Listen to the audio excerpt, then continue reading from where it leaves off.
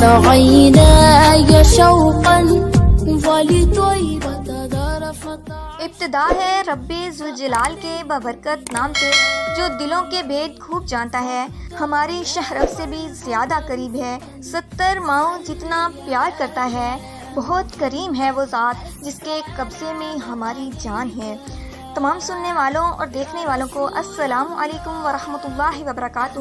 آج ہم بات کریں گے وہ کون سا انسان ہے جس کی ہر دعا قبول ہوتی ہے. اللہ کے حبیب کی خدمت میں ایک شخص حاضر ہوا اور اس نے جہاد طلب کیا.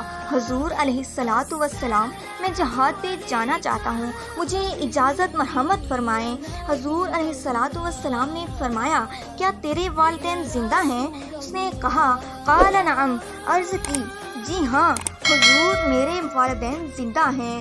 کہا، جا ان کی خدمت کر، تیرا جہاد ہو جائے گا. ماں باپ کو بلکتا ہوا چھوڑ جائے، آپ جہاد پہ چلا جائے. ماں فالج میں گری ہوئی ہے، بیٹا تبلیغی گشت پہ چلا جائے. باپ تڑپ رہا ہے اور بیٹا پیر کی چوکھٹ پہ جھاڑو دیتا پھرے. اللہ اللہ اکبر. اللہ راضی نہیں ہوگا. سچ کہتی ہوں، اپنے بھی خفا، مجھ سے ہیں بیگانے بھی ناخوش، کہ میں زہر حلاحل کو کبھی کہہ نہ سکی کند. بات وہی کہتی ہوں، سمجھتی ہوں جسے حق. اے ابلائے مسجد ہوں میں تہذیب کی سلما. محمد عربی سے بڑا پیر کون ہو سکتا ہے؟ لیکن حضرت اویس کرنی نہیں آ رہے. آقا کریم اپنے بٹن کھولتے ہیں اور یمن کی طرف رخ کر کے لمبی سانس لیتے ہیں اور کہتے ہیں، میں رحمان کی خوشبو پا رہا ہوں. ایک دن صحابہ نے پوچھا، اے بندہ نواز، جس کے لیے تڑپتے ہو، جس کی ٹھنڈی ہوائیں آپ کو آ رہی ہیں، وہ آپ کا بڑا پیار کرنے والا ہے؟ کہا، ہاں میرے سے بڑی محبت کرتا ہے. کہا، اگر اتنی محبت کرتا ہے تو یمن تو دور نہیں ہے. بلال حبش سے آ گیا، سلمان فارس سے آ گیا، سہیب روم سے آ گیا، اور وہ یہاں یمن سے نہیں آ سکا. فرمایا، اس کی بوڑھی اور نابینا ماں ہے جس کی خدمت اس کو نہیں آنے دیتی. سبحان اللہ، اللہ اکبر. اب حضرت اویس کرنی نہیں آئے ہیں، خیر التابعین کہلائے آئے نہیں، لیکن حضور ان کی یاد میں تڑپ رہے ہیں. اللہ اللہ. بلکہ حضور نے فرمایا کہ کوئی جائے، اویس بن عامر کو ملے، اور جب ملے تو اس کو کہے کہ میری امت کی بخشش کی دعا کرے. جو ماں باپ کی خدمت کرتا ہے اس سے ثابت ہوا اس کی دعائیں قبول ہوتی ہیں. میں نے ایک روایت میں پڑھا ہے کہ جو آدمی روزانہ اپنے والدین کے لیے دعا کرتا ہے، والدین زندہ ہوں تب بھی، اور اگر زندہ نہ ہوں، وفات پا چکے ہوں تب بھی، یہ عادت بنا لیں، روزانہ ماں باپ کے لیے دعا کریں. ساری زندگی اس کے رزق میں کبھی بے برکتی نہیں آئے گی. اللہ اس کو رزق کی فراوانی عطا کر دے گا. اور جو والدین کے لیے دعا نہیں کرتا، اللہ تعالیٰ کی رحمتوں سے محروم ہو جاتا ہے.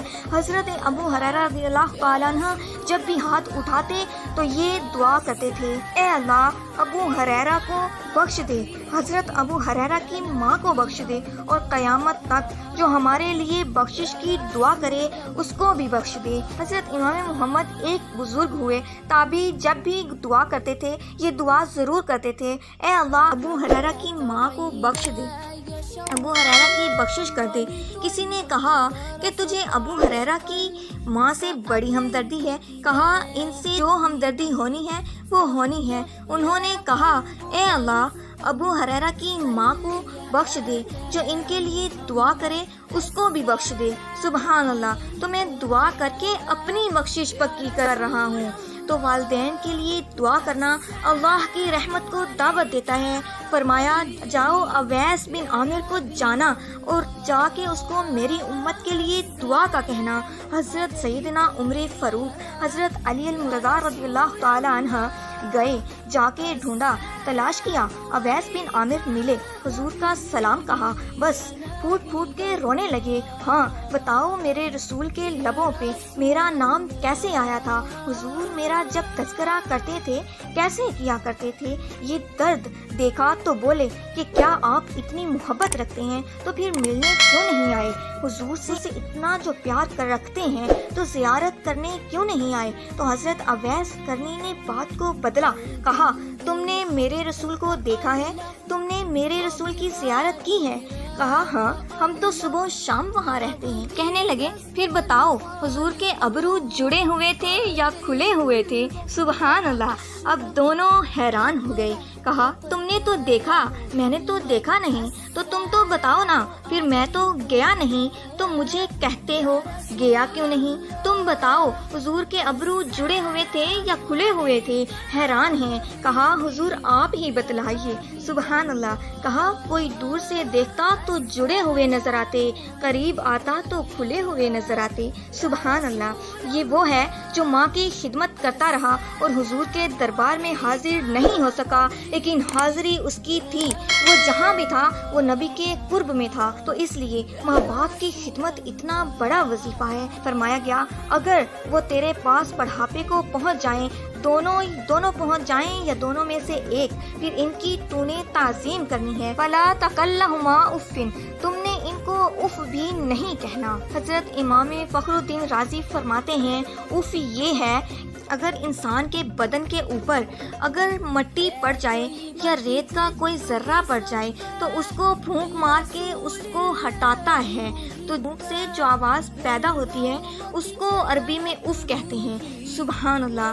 تو پھر اف ہر اس چیز کے لیے منقور ہو گیا جو ناپسندیدہ ہے۔ ایک تو قول یہ ہے کہ والدین کے سامنے اس احتیاط سے رہو۔ دوسری بات آپ فرماتے ہیں اف کا مفہوم یہ ہے کہ جب ماں باپ بوڑھے ہو جائیں، قول و براز چارپائی پہ نکل جاتا ہے اور پھر انسان اٹھا کر صفائی کرتا ہے، کپڑے بدلتا ہے۔ انسان کی طبیعت میں جو فطری نفاست ہے اس کو ماں باپ سے جو مکروہ اور ناپسندیدہ بو آتی ہے اس سے وہ بچنا چاہتا ہے۔ نفرت ماں باپ سے نہیں ہوتی، وہ نفرت اس بدبو سے ہوتی ہے جو ماں باپ کے بدن سے یا چارپائی سے یا کپڑوں سے اٹھ رہی ہوتی ہے۔